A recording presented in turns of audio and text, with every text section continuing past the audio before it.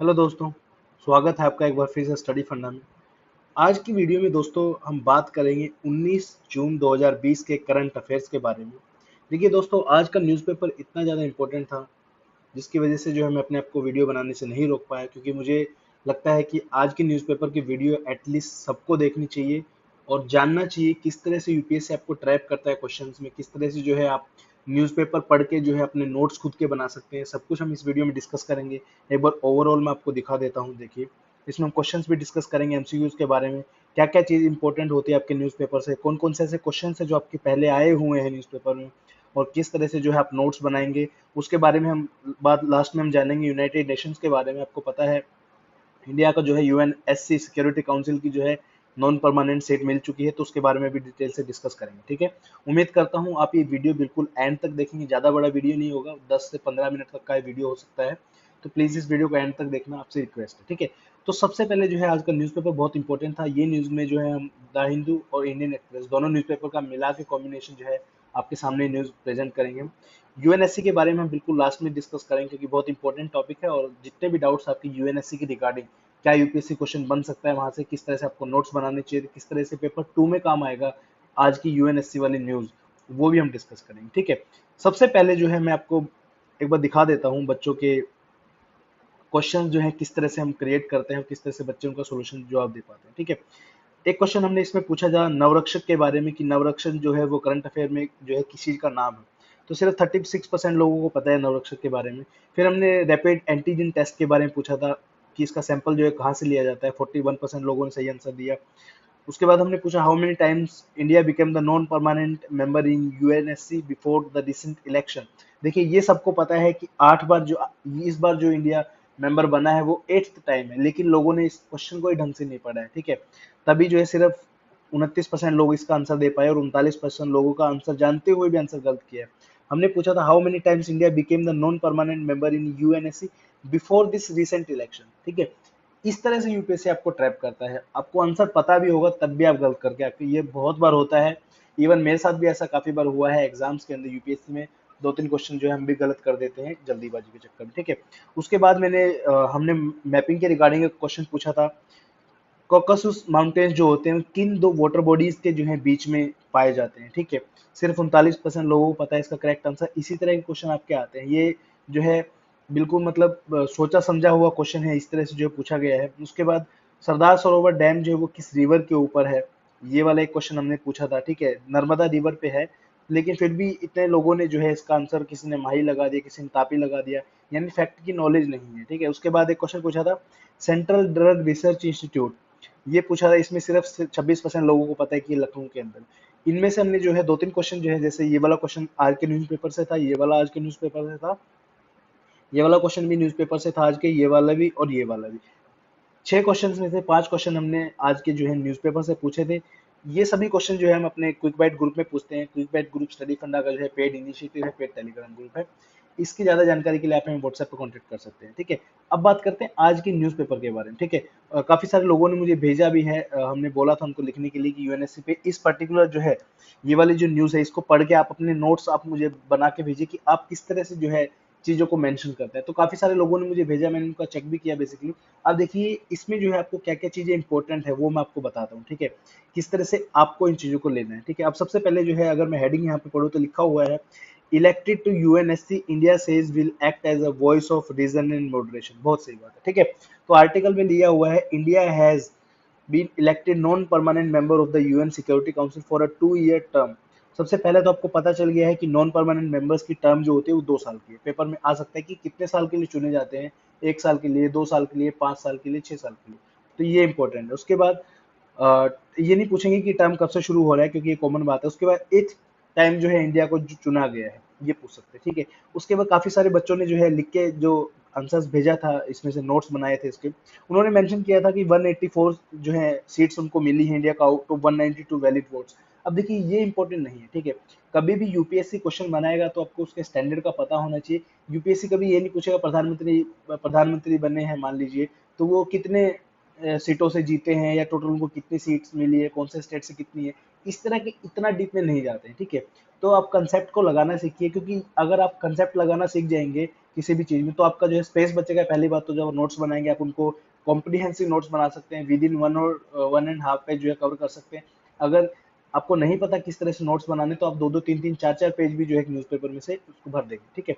उसके बाद voice and reason वाला जो है ये इंपॉर्टेंट चीज थी, नोट किया है, ठीक है। अब काफी लोगों ने ये लिखा है कि prime minister Narendra Modi has deeply grateful for the overwhelming support for the international community. तो ये लिखने की जरूरत नहीं है उस चीज में बेसिकली, ठीक है। There were 5 vacant seats in UNSC which 4 were filled in the first round of voting, ये वो तो इनका भी रेलेवेंस नहीं है कि कितनी वोट सीट हुई, कितनी पोल हुई, ये सब, ठीक है। उसके बाद इंडिया के साथ कौन कौन सी कंट्रीज बनी वो इंपॉर्टेंट है, Kenya, Ireland, Mexico and Norway, ठीक है। उसके बाद अफ्रीकन सीट खाली रहेगी, जो भी रीजन था यू कैन लीव दैट, ठीक है। उसके बाद जो है सीधा आते हैं, उसके बाद इसमें दिया हुआ है India has earlier be elected as non permanent member. अब बच्चों ने क्या किया, सारे के सारे टर्म लिखी हुई है, ठीक है। ये रिक्वायर्ड ही नहीं है दोस्तों, ठीक है, क्योंकि ये चीज आपको समझनी पड़ेगी। यूपीएससी ये थोड़ा ना पूछेगा कि आपको छठी टर्म कब से कब हुई थी, सातवीं कब से कब हुई थी। फर्स्ट पूछ सकता है, ठीक है। फर्स्ट पूछेगा कि इंडिया सबसे पहली बार जो है यूएनएससी का मेंबर कब बना था, तो इसका आंसर क्या हो जाएगा, 1950 टू 1951, बस। ये नहीं पूछेगा कि सेकंड कब बना था, थर्ड, सेवन, तो ये लिखने की जरूरत नहीं है बिल्कुल भी। फर्स्ट आप लिख सकते हैं, ठीक है। उसके बाद इसमें जो है इंपॉर्टेंट, जो मुझे बहुत ज्यादा लगा पेपर 2 के लिए, ठीक है, इसमें लगा है, लिखा है, he said that the strong support for almost the entire UN membership for the India election demonstrate the goodwill India enjoy in the UN and the confidence of the international community. ये हो गया यहाँ पे, sorry ये वाला यहाँ से था आपका, ये वाला पैराग्राफ है। ये वाला पैराग्राफ में आपको देखने को मिलेगा arguments in the favour of India for the permanent seat. देखिए यहाँ पे लिखा हुआ है, as a founding member of the United Nations India is fully committed to principles and purpose of the UN charter. सबसे इंपॉर्टेंट पॉइंट कि भाई UN जब बना था तो इंडिया ने सबसे पहले पहल की थी कि चलो यूएन जो है एक बॉडी बननी चाहिए, ठीक है। ये दिखाता है कि इंडिया कितना कमिटेड है जो है यूनिवर्सल पीस के लिए, तो ये एक रीजन है कि इंडिया को जो है यूएन के अंदर परमानेंट सीट मिलनी चाहिए। दूसरी line, as the world's largest democracy. अब देखिए डेमोक्रेसी एक ऐसी चीज होती है जिस जो सबसे पुरानी डेमोक्रेसी होगी या जो सबसे बड़ी डेमोक्रेसी होगी, उसका पूरा हक है पूरे वर्ल्ड को लीड करने का, ठीक है। अब जैसे पाकिस्तान है, पाकिस्तान में कोई डेमोक्रेसी नहीं है, मिलिट्री रूल है वहाँ पे, तो उनका बोलना भी नहीं बनता कि हमें जो है परमानेंट सीट देनी चाहिए, ठीक है।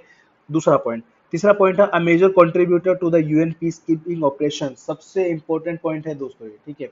अब देखिए इंडिया जो है बहुत, जैसे मान लीजिए फॉर एग्जांपल, अगर 100 सिपाही पूरे वर्ल्ड के जो है अगर यूएन पीस कीपिंग ऑपरेशंस में होते हैं, तो out of 100, 10 to 15 were from the Indian country, right. आपकी जितनी भी सीएपीएफ फोर्स है उनमें से कुछ फोर्स ऐसी हैं जो यूएन पीस कीपिंग में अपनी फोर्स को भेजती हैं। उसके बाद जैसे सीआईएसएफ का पर्सनल जो है वो स्पेशली गए हैं वहाँ पे यूएन पीस कीपिंग में, सीआरपीएफ के लोग गए हैं, ठीक है। उसके बाद इंडियन आर्मी के गए हैं, तो बहुत सारे जो है इस तरह से पीस कीपिंग में जाते रहते हैं। तो ये भी एक वैलिड स्ट्रॉन्ग पॉइंट है कि यूएनएससी को जब भी जरूरत पड़ी है पीस कीपिंग के लिए, इंडिया ने सबसे पहले जो है साथ दिया है कि हम आपके साथ हैं, जहाँ पे भी आपको ऑपरेशन में पीस कीपिंग के उसके अंदर जाना है तो हम उसके आपके साथ है। तो भी ये भी एक स्ट्रॉन्ग पॉइंट है, आर्गुमेंट है in the favour of India for the permanent seat in the UNSC, United Nations Security Council, ठीक है। उसके बाद लिखा है, and a strong votary of the rights of the developing countries.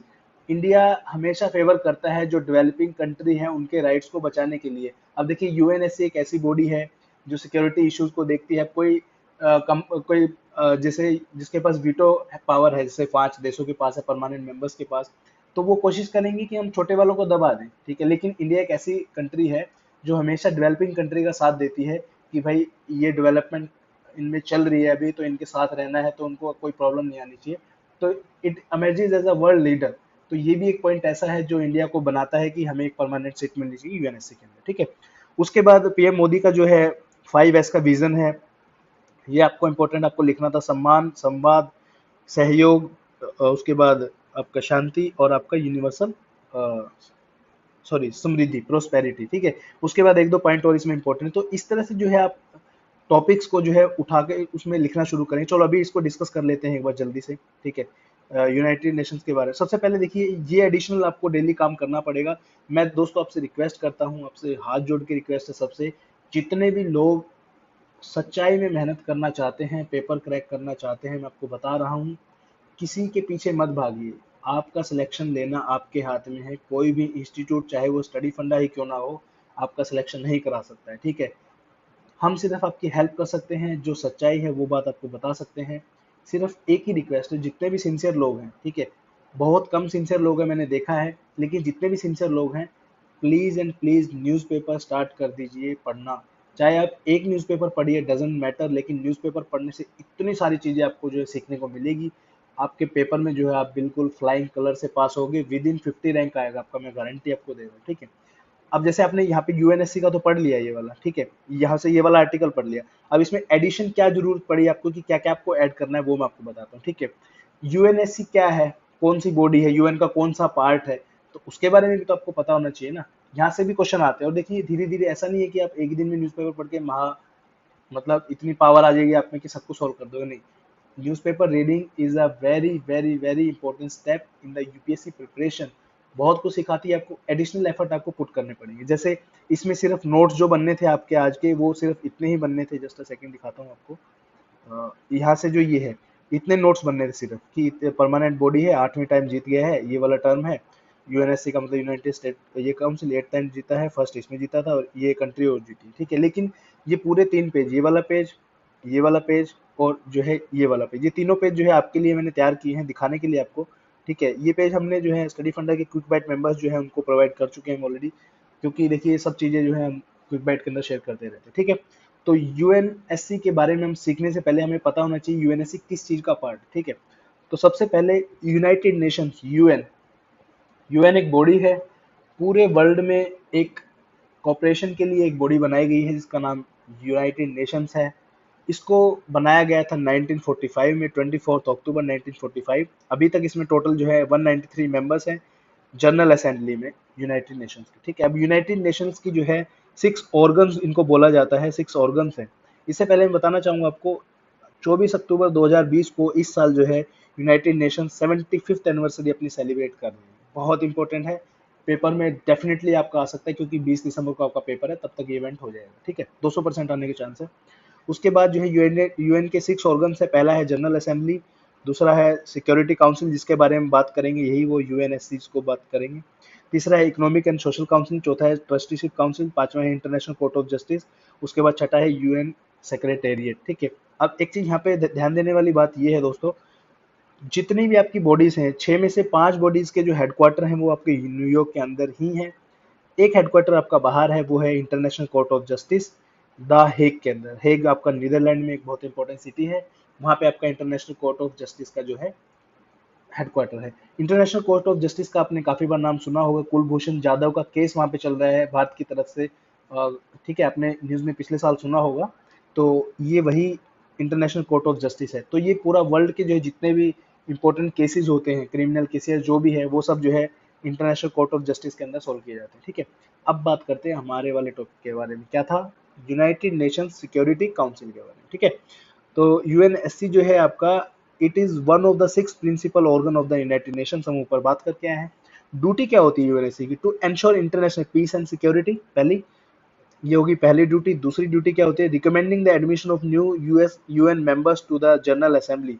अब देखिए कोई कंट्री है, ठीक है, वो आतंकवादी गतिविधियों को, टेररिस्ट एक्टिविटी को प्रमोट करती है या उसमें उनका फेवर करती है, साथ देती है, ठीक है, पीसफुल नहीं रहती है, दूसरे देशों को तंग करके रखती है, तो यूएनएससी ये डिसाइड करके बोलेगा कि इस बंदे को जो है जनरल असेंबली के अंदर जगह नहीं मिलनी चाहिए, तो उस पर्टिकुलर कंट्री को यूएनएससी के अंदर, ओ सॉरी, जनरल असेंबली में सीट नहीं मिलेगी। जो 193 थर्ड मेंबर बताए थे मैंने आपको, 194th मेंबर कब बनेगा, जब यूएनएससी इसको अप्रूव कर देगा, ठीक है, ये काम भी होता है। उसके बाद approving any changes in the UN charter, बहुत इंपॉर्टेंट बॉडी है यूएनएससी आपकी, ठीक है, बहुत काम करती है। उसके बाद पावर क्या क्या है इसकी, establishing peace and keeping operations, enacting international sanctions and authorising military actions, तीनों काम करती है। क्या करेगी, पीस कीपिंग मिशंस में जो है यूएनएससी जो है सबसे इंपॉर्टेंट काम है इसका, कि पीस बना के रखना है पूरे वर्ल्ड के अंदर अंदर। इंटरनेशनल सैंक्शंस किसी के ऊपर लगाने हैं, किसी कंट्री के ऊपर, कि आप फलानी चीज नहीं कर सकते, आप ये नहीं कर सकते, वो नहीं कर सकते, तो वो यूएनएससी करेगा। और उसके बाद जो है मिलिट्री एक्शन अगर किसी कंट्री में होगा, ठीक है, पीस कीपिंग मिशन किसी कंट्री में भेजे जाएंगे, या मिलिट्री एक्शन कोई होगा, लड़ाई कोई छिड़ेगी किसी देश के ऊपर, जिसमें पूरे वर्ल्ड में जो है सेनाएं जाएंगे, तो वो काम भी यूएनएससी का करता है, ठीक है। And UNSC is the only UN body with the authority of issuing binding resolution on the member state, ठीक है। कोई और बॉडी बोल देगी कि फलाना जो है लॉ आ गया है, उसको आपको जो है पालन करना पड़ेगा उसका, तो उसकी इतनी वैल्यू नहीं है। लेकिन यूएनएससी ने एक बार बोल दिया कि ये बाइंडिंग है, तो वो बाइंडिंग है, ठीक है। इतनी इंपॉर्टेंट बॉडी है आपकी यूएनएससी।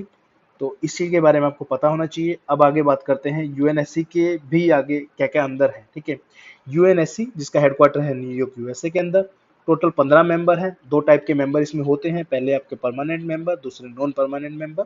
ठीक है, परमानेंट मेंबर जो है टोटल 5 है पूरे वर्ल्ड के अंदर। 5 कौन कौन से हैं? यूएसए है, यूके है, फ्रांस है, रशिया है, चाइना है। ठीक है, 10 परमानेंट मेंबर होते हैं, इलेक्टेड एवरी ईयर, 2 साल के लिए जो है। ये थोड़ा सा यहाँ पे मिस्टेक हो गया, यहाँ पे है, जस्ट अ सेकंड। हर साल जो है इलेक्शन होता है यहाँ पे, टर्म जो होगी चूज करने की होती है 2 इयर्स। ठीक है, ये चीज का आपको ध्यान रखना है। उसके बाद permanent members can veto any substantial resolution including those on the admission of new member state or the nominees for the office of the secretary general। Permanent member के हाथ में एक वीटो पावर दी हुई है। वीटो पावर का कहाँ use कर सकते हैं? वो किसी नए मेंबर को ऐड होने देना है या नहीं होने देना है, वो इनके हाथ में है। अगर एक ने भी वीटो कर दिया कि नहीं यार मुझे ये ठीक नहीं लग रहा है, इसको मेंबर नहीं बनाते, तो वो मेंबर नहीं बनेगा। दूसरा, सेक्रेटरी जनरल का जो इलेक्शन होता है उसके अंदर बहुत अहम भूमिका निभाते हैं परमानेंट मेंबर्स। ठीक है, तो इंडिया जो मेंबर बना है वो इन 10 में से बना है। ठीक है, resolutions of UNSC are enforced by the UN peacekeepers military forces voluntarily provided by the member state। ठीक है, अब देखिए किसी भी रिजोल्यूशन को एस्टेब्लिश करने के लिए जो है मिलिट्री एक्शन की रिक्वायरमेंट होती है। कोई भी अगर यूएनएससी काम ही सिक्योरिटी काउंसिल का है तो डेफिनेटली एक्शन भी मिलिट्री के ही होंगे। तो कौन कौन एनफोर्स करता है? यूएन पीस कीपर्स करते हैं, जैसे कि इंडिया की फोर्स जो है वो मिलके दूसरे देशों की फोर्स के साथ करेगी, या फिर मिलिट्री फोर्सेज जिन्होंने वॉलंटरी जो कुछ पर्टिकुलर कंट्री की फोर्स होती है कि जो यूएनएससी के मिशन को जो है उसका काम करती है। ठीक है, अब इंडिया के बारे में अगर बात करें, जो इलेक्शन अभी हुआ है जिसमें जीता है इंडिया, नॉन परमानेंट मेंबर बना है, टर्म 2021 से 2023 तक की रहेगी।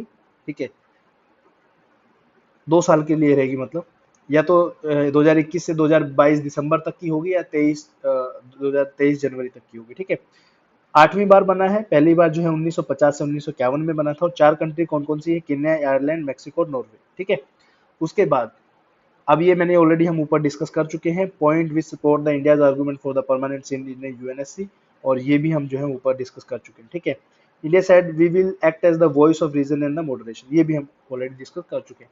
तो इस तरह से पर्टिकुलर एक आर्टिकल जो है आपका न्यूज़पेपर में आया था ये वाला, तो इस तरह से उसके नोट्स पूरे बनाए जाएंगे। अब देखिए यहाँ पे एक चीज समझने वाली ये है, इस चीज को करने के लिए आपको कम से कम भी 2 घंटे का टाइम चाहिए, मिनिमम 2 घंटे लगेंगे। लेकिन मैं बता रहा हूँ आपको, 2 घंटे अगर आप डेली देते हो तो आपको जो है बहुत इंपॉर्टेंट रिजल्ट मिलने वाले हैं, बहुत फायदा होगा। ठीक है, 6 महीने तक डेली 2 घंटे दीजिए। लगेगा यार, इतना टाइम लगता है, आप कितने भी स्मार्ट मान लीजिए, आर्टिकल जो है एडिटोरियल पढ़ने में टाइम लगता है आपका। ठीक है, उसके बाद बात करते हैं दूसरी न्यूज के बारे में, उनमें से किस तरह से यूपीएससी क्वेश्चन बनाता है, किस तरह से आपको जो है ट्रैप किया जाता है, और किस तरह से आप क्वेश्चन गलत करके आते हैं पेपर के अंदर। ठीक है, अब जैसे जो है आज पूछा गया था एक चीज, rapid antigen testing starts in the city. अब ये दिल्ली की न्यूज है कि दिल्ली में जो है रैपिड एंटीजन जो है वो स्टार्ट कर दिया है। ठीक है, that is not important for us. Paper में ये नहीं पूछेंगे कौन सी सिटी में किया है, कौन सी में नहीं किया है, नहीं, ये पूछेंगे कि रैपिड एंटीजन होता क्या है।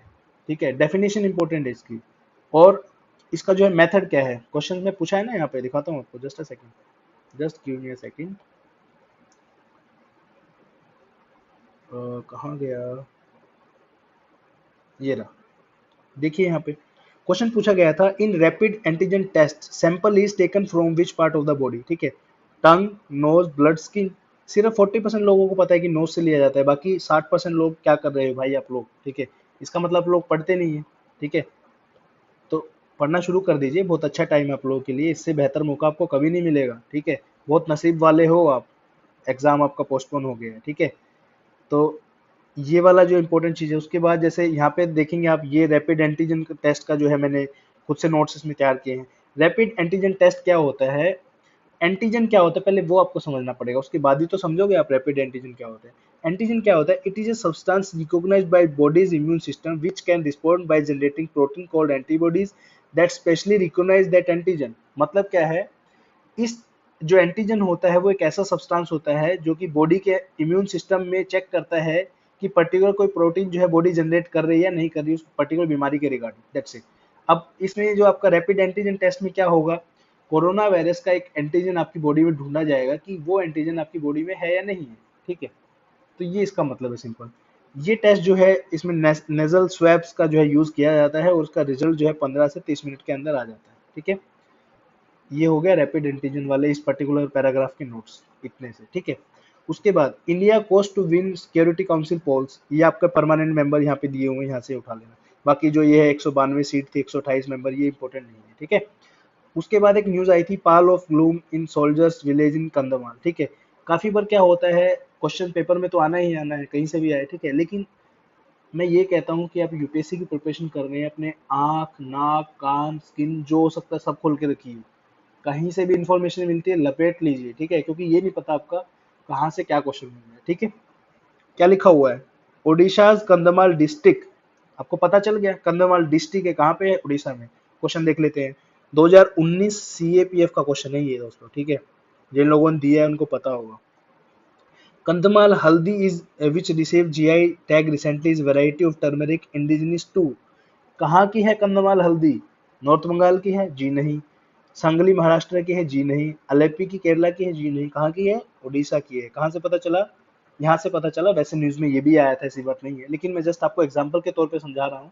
कोई भी पर्टिकुलर चीज आप देखते हो तो उसे थोड़ा सा कोशिश किया कीजिए कि आपके दिमाग में वो चीज रह जाए, क्योंकि 2 नंबर ऐसे होते हैं दोस्तों, पेपर आपका क्लियर भी करा सकते हैं, 2 नंबर से आप मेरिट आउट भी हो जाते हो, 2 नंबर से आपके 2 साल खराब भी हो जाते हैं। ठीक है, उसके बाद एक था ये mobile lab to improve access to the testing. ठीक है, ये आ गया यहाँ पे, नवरक्षक लिखा हुआ है ना, यहाँ पे क्वेश्चन पूछ लिया था नवरक्षक पे, कितने परसेंट लोगों ने आंसर दिया इसका, जस्ट अ सेकंड, सिर्फ 36% लोगों ने आंसर दिया है। ठीक है, बाकी के कहाँ गए भाई, 64% लोगों को आंसर ही नहीं पता है। Navrakshak is the name of, question क्या वाला था, पीपी सूट, इंडिया में drug to treat COVID 19 patient, portable ventilator and mobile lab to test 19 cases in remote areas. तो इसका आंसर है पीपी सूट। ठीक है, चीजों को जो पढ़ो आप तो उसको अच्छे से पढ़ना सीखिए। ये देखिए यहाँ पे लिखा हुआ है ना, PP protective equipment suit name Navrakshak to 5 MSME. ठीक है, आई लैब जो है एक सेटअप की गई है आत्मनिर्भर भारत के अंदर, मतलब इसमें जो क्या होगा, एक ये एक पर्टिकुलर मूवेबल जो है व्हीकल है, जो अलग अलग रिमोट एरियाज के अंदर जाके जो है आपका कोविड 19 के सैंपल ले सकता है, चेक कर सकता है कि कौन कौन सा जो है पॉजिटिव केस है, कौन सा नहीं है। ठीक है, तो ये था। उसके बाद आज एक आर्टिकल आया था यहाँ पे, ये वाला आर्टिकल भी, जल शक्ति bats for the control of 50% finance panel grants for the rural local body, important topic था।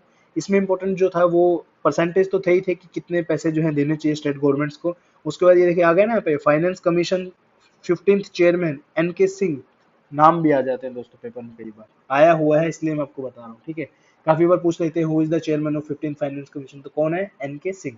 ठीक है, इस तरह से। तो ये एक छोटी सी इन्फॉर्मेशन देनी थी मुझे इस वीडियो के द्वारा आप लोगों को। उम्मीद करता हूँ वीडियो आपको बहुत पसंद आई होगी। ठीक है, इस तरह के डेली क्वेश्चन हम, यही नहीं, सुबह जो है मैं क्वेश्चन पुटअप करता हूँ करंट अफेयर के न्यूज़पेपर से, शाम को जो है कन्वल सर जो है क्वेश्चन पुटअप करते हैं आपके ग्रुप के अंदर, तो डेली हम 15-20 क्वेश्चन ऐसे ऐसे कर देते हैं। ठीक है, उम्मीद करता हूँ पेपर में भी आपको देखने को मिलेंगे काफी सारे क्वेश्चन। पिछली बार भी हमने काफी सारे क्वेश्चन पूछे थे जो आपके डायरेक्ट एग्जाम में आए थे। ठीक है, क्विक बाइट ग्रुप ज्वाइन कर सकते हो, फीस बिल्कुल कम है, 999 रुपीज हमारी फीस है इस ग्रुप की टिल योर एग्जाम। अगर आप देखोगे तो हार्डली आपका 150 रुपये महीना आपकी फीस पड़ेगी, तो 150 में तो यार बर्गर भी है, पिज्जा भी नहीं आता ढंग से। ठीक है, यहाँ पे आपके जो है क्वेश्चन इतने सारे हम कवर कर रहे हैं। ठीक है, तो अगर आपको ज्वाइन करना है तो वीडियो की डिस्क्रिप्शन में व्हाट्सएप का लिंक मिल जाएगा, इंक्वायरी आप वहां से कर सकते हो। Thank you so much for watching this video, have a great day.